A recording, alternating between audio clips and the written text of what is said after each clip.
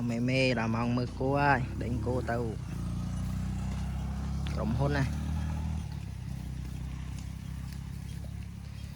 cô cao khang nè bông spư mẹ mẹ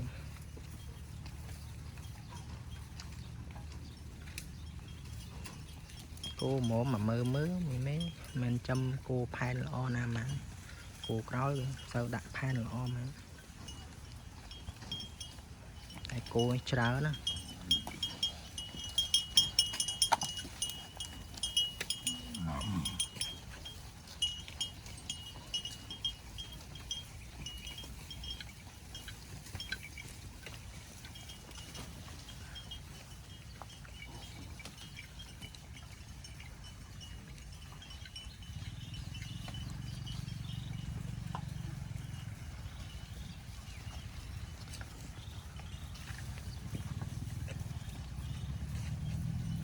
từ tốt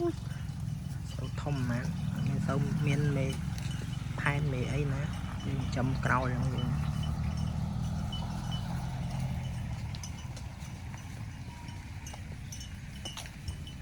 cao khangกับpung spư mà mày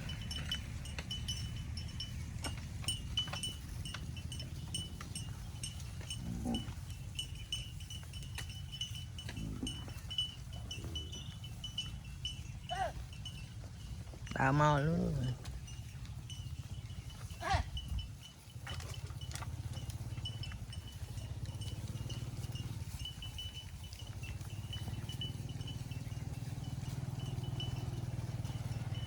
prom nào mà